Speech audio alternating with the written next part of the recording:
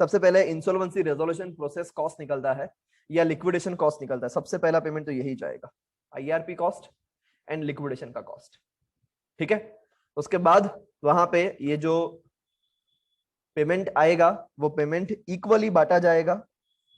अगर वो पेमेंट अभी फुल प्लेज है, समझना, फुल प्लेज पेमेंट पड़ा है, वर्कमैन का ड्यू वहां पे 24 महीने का पे होगा, and debts owed to the secured creditor in debit of such secured creditor कि जिसने अपना सिक्योरिटी इंटरेस्ट क्या किया है, रिलिंक्विश किया है। ठीक है, सपोज कंपनी के पास 10 करोड़ रुपए का पड़ा है, 10 करोड़ रुपया पड़ा है, अपन पूरा एग्जांपल के साथ ही इसको कंसीडर करते हैं। 10 करोड़ रुपया कंपनी के पास पड़ा है। आईआरपी कॉस्ट जो है, ये सेक्शन को ही पढ़ रहे हैं अपन, आईआरपी कॉस्ट जो आया वो 1 करोड़ रुपए का आया था, लिक्विडेशन कॉस्ट आया वो 20 लाख रुपए का आया। ठीक है, तो सबसे पहले तो आपको ये 1.20 CR ही पे करना पड़ेगा। Is it clear? ये समझ में आ रहा है? सबसे पहला तो आपको यही पे करना पड़ेगा।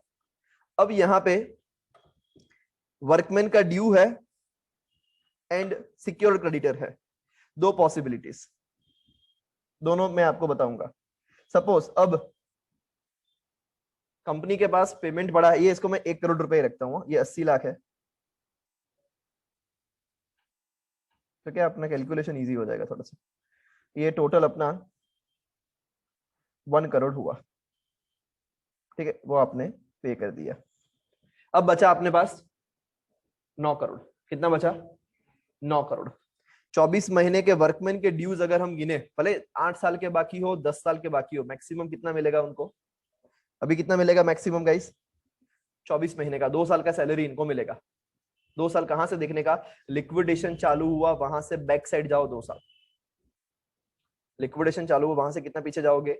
2 साल। ठीक है, तो ये आपका लिक्विडेशन चालू हुआ। लिक्विडेशन कब से चालू होगा? सीआईआरपी खत्म होगा वहां से, तो ये लिक्विडेशन आपका कमेंस हुआ।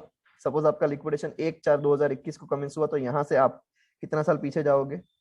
2 इयर्स बैक जाओगे। ठीक है, ये 2 इयर्स बैक गए हम, वर्कमैन ड्यूज जो थे वो 12 करोड़ रुपए के बाकी है। कितने बाकी है गाइस? 12 करोड़ के। टोटल आपके क्रेडिटर्स जो है वो 24 करोड़ रुपए के है। पैसे कितने पड़े टोटल आपके पास? ठीक है, 10 करोड़ थे, 1 करोड़ रुपया आपने कॉस्ट चुकता किया, 80 लाख एंड 20 लाख। ठीक है, अब आपके पास पैसे कितने पड़े हैं? 9 करोड़। और सामने आपको देने कितने हैं? अभी सेकंड प्रायोरिटी में कितने देने? 36 करोड़ रुपए देने हैं। कैसे दोगे? रेशियो में। कैसे दोगे? कौन सा रेशियो में? रैंक इक्वली लिखा है, ये रैंक इक्वली लिखा है। रेशियो कौन कौन सा रहेगा? 1:2 का रहेगा। क्यों? बिकॉज इनका डेट जो है वो किस हिसाब से है? 12 करोड़ एंड 24 करोड़ है, इजंट इट? समझ में आ रहा है क्या? 1:2 में आपके पास कितना पड़ा है? 9 करोड़। 3 करोड़ किसको मिलेगा? वर्कमैन को मिलेगा। समझते हो? 6 करोड़ किसको मिलेगा? अंदर अंदर भी प्रोपोर्शनेटली बांटा जाएगा, अंदर अंदर भी प्रोपोर्शनेटली बांटा जाएगा। कैसे बांटा जाएगा? Suppose there are thousands creditors, sorry workman, right? तो वर्कमैन का जितना सैलरी 2 साल का बनता होगा उसका उसको 1/4 मिलेगा। 12 करोड़ होता तो 2 साल का चुकता हो जाता, 1/4 मिलेगा तो 3 करोड़ में पतावट हो जाएगी सारी की सारी। ठीक है, तो उस हिसाब से वर्कमैन को मिल जाएगा। क्रेडिटर्स को कितना मिलेगा? तो उसको 1/4 मिलेगा। 24 करोड़ है, समझते हो? कितने में सेटलमेंट करने का है अपन को? 6 करोड़ में। जिसका 8 करोड़ बाकी होगा उसको 2 करोड़ मिलेगा। समझते हो? राइट? जिसका 4 करोड़ बाकी होगा उसको 1 करोड़ मिलेगा। जिसका 50 लाख बाकी उसको 12.5 लाख मिलेगा। उस हिसाब से उसको भी अंदर अंदर हम वहां पे निपटा लेंगे। बट सपोज आपके पास फिलहाल 40 करोड़ रुपया पड़ा है, तो ये ऐसा कोई कैलकुलेशन करने की जरूरत नहीं है। आप सीधा 12 करोड़ किसको दे दोगे? वर्कमैन को। 24 करोड़ किसको दे दोगे? सिक्योर्ड क्रेडिटर को दे दोगे। Very clear? समझ में आ रहा है क्या? हे मेरे ऑनलाइन वाले भाइयों बहनों, समझ में आ रहा है आप लोग को? ग्रेट। ठीक है, फिर आपको क्या देने का? तीसरी priority, wages and any unpaid dues जो एम्प्लॉय के हैं अदर देन वर्कमैन। समझना कैसे? यहाँ पे किसको, ये ऊपर मजदूर को कवर किया था, अब किसको कवर किया है? एम्प्लॉइज को, राइट? तो उनका एम्प्लॉइज का कोई वेजिस है या कोई अनपेड ड्यूज बाकी है, तो ये आप पे करोगे, कानून ने बोला, राइट? और ये कितने महीने का पे करोगे? 12 मंथ्स का, इररिस्पेक्टिव 5 साल का बाकी हो 10 साल का बाकी हो, हम कितना देंगे गाइस? 12 महीने का देंगे। समझ में आ रहा है? फिर सपोज कोई अनसिक्योर्ड क्रेडिटर्स है, उनकी फाइनेंशियल डेट है। सी अनसिक्योर्ड क्रेडिटर में भी मतलब कि किसी ने बिना सिक्योरिटी कंपनी को लोन दिया था, किसी ने बिना सिक्योरिटी कंपनी को पर्सनल लोन दिया था। ये सारे लोन कहां पे आएंगे? डी पॉइंट के अंदर आएंगे, राइट?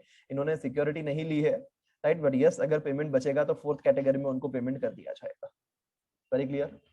ठीक है, समझ में आ रहा है? फिर उसके बाद इसने बोला कि ये सब कुछ पे करने के बाद अगर पेमेंट बचता है तो फिफ्थ कैटेगरी के अंदर अगेन रैंक इक्वली आएगा।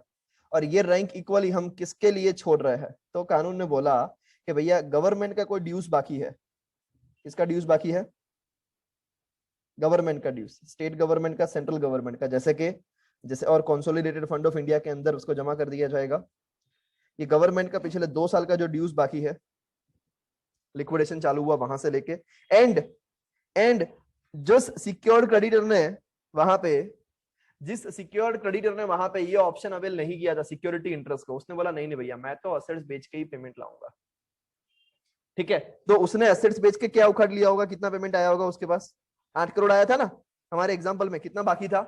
4 करोड़। 4 करोड़ के लिए उसको हम 5-2 में बिठाएंगे। ठीक है, गाइस क्या बोला मैंने? 5-2 में बिठाएंगे, मतलब कि फिफ्थ नंबर में ही मिलेगा, बिकॉज फिफ्थ नंबर में रैंक इक्वल ही है। तो अगर आपका पेमेंट वहां पे पूरा नहीं बचता है तो गवर्नमेंट का 2 साल का ड्यूज एंड सिक्योर क्रेडिटर का वो 4 करोड़ का अमाउंट, वो प्रोपोर्शनेट में, जैसे हमने बी पॉइंट में किया ना 1:2 वाला, वैसे ही यहाँ पे बाइफर्केशन हो जाएगा। सो सबसे पहले किसको पेमेंट किया guys? Liquidation cost and IRP cost. ठीक है, फिर इसके बाद इक्वली बांटा किसको?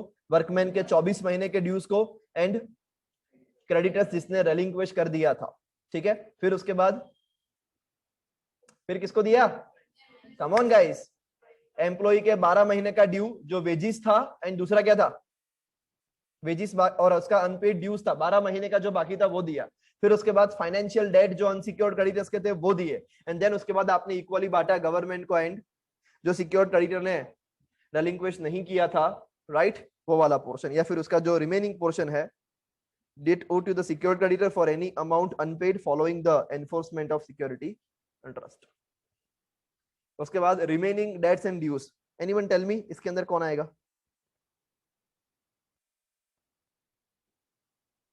रिमेनिंग डेट्स एंड ड्यूज में कौन आएगा?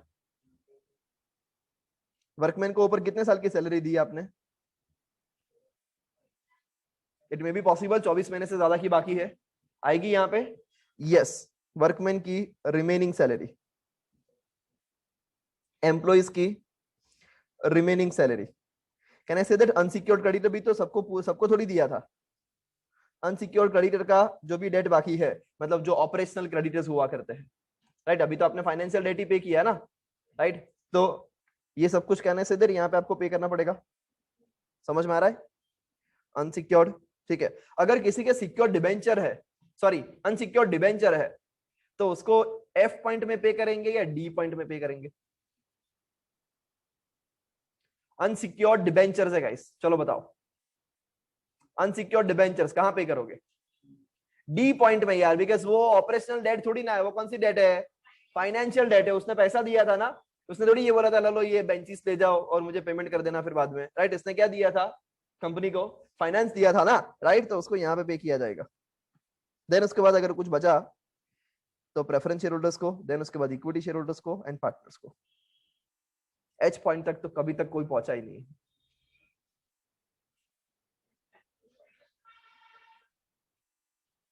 ठीक है सर, वॉलेंटरी लिक्विडेशन में तो हो सकता है ना? हाँ उसमें हो सकता है, बट वो वॉलेंटरी में वो लिखवाता है कि आप सारे ड्यूज पे करोगे।